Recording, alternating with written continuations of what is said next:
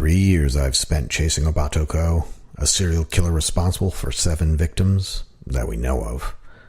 I had him cornered now, hiding in his apartment that reeked of mold and fear.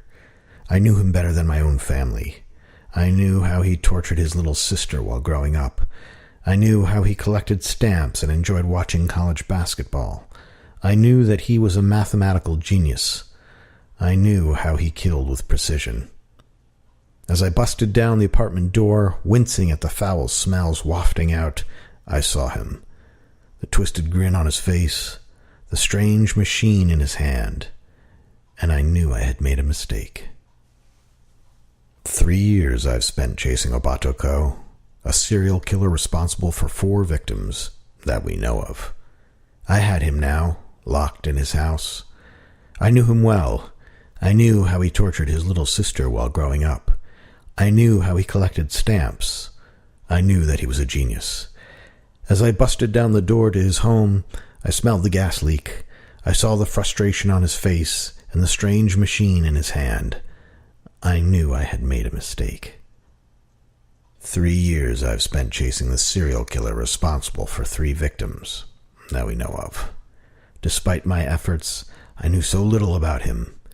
And each time I think I've got a lead on him, it disappears before my eyes, as if he knew exactly what I would deduce before I did. This man was a genius, and I fear I may never catch him.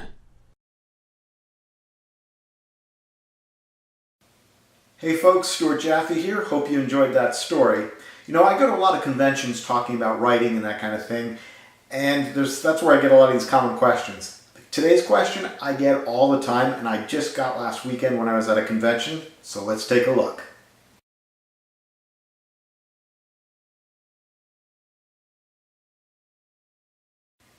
Yeah, there are tons of rules, notice the quotes, rules for writing, but I don't believe in any of them. Really, they're guidelines.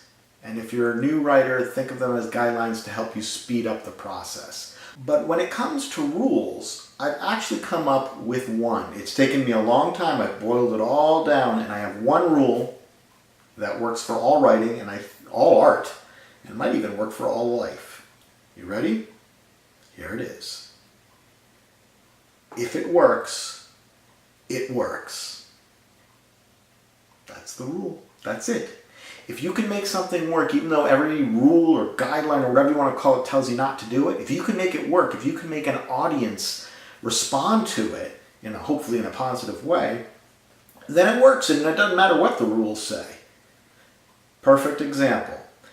Every rule would tell you as a writer, you shouldn't write a book that's in second person, present tense, non-linear. Right? That's like almost everything wrong you could possibly do. And yet, somebody figured out how to make it work. That's called the Choose Your Own Adventure novels. A lot of you might remember growing up with those. Choose Your Own Adventure books are written in the second person, they're present tense, and they're very non-linear. Not only that, they have multiple endings. If you can make it work, it works. It doesn't matter what the rules say. So all those rules out there that are confusing you and conflicting, pick out the ones that work for you and use them as guidelines to help you speed up the process of becoming a better writer. Everything else, throw it out. That's it for this video. Thank you for watching. If you have anything you want me to answer, leave it down there in the comments and I'll try and get to it. Please share, subscribe, and all that wonderful YouTube stuff. Have a good one.